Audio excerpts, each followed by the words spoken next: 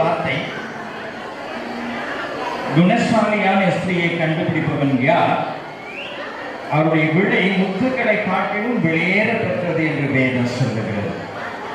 மனைவியை கண்டடைகிறவன் நன்மையை கண்டடைகிறான், தேவனிடத்திலே அவன் இரக்கம் பெறுவான் என்று வேதம் சொல்லுகிறது.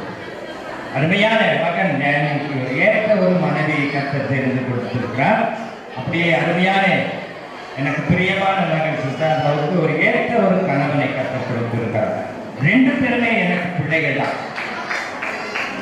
பெற்றெடுக்கலைன்னா கூட பெற்றெடுக்காத பிள்ளைகள் 2 பேருமே.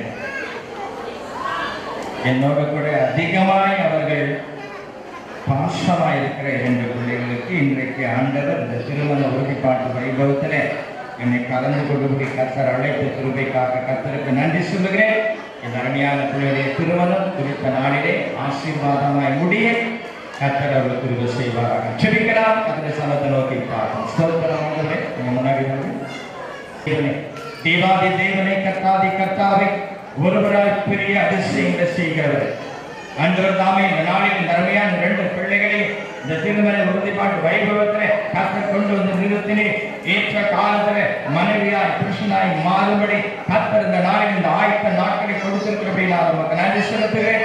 அருமையான மகனுக்கு ஏற்ற ஒரு துணைவியை கர்த்தர் நீ தெரிந்து கொண்டிருக்கிறபடினா நமக்கு ஸ்தோத்திரம். அருமையான மகனுக்கு ஏற்ற ஒரு கணவனை ஆயத்தப்பட்டிருக்கிறீர்கள், அதற்காக நமக்கு ஸ்தோத்திரம். இந்த 2 பிள்ளைகளோட பரிசுத்த கர்த்தரை படைக்க நீ நேசிக்கிற பிள்ளைகள், நீர் அருமையாக நேசிக்கிற பிள்ளைகள், வேதத்தை அறிந்த பிள்ளைகள்,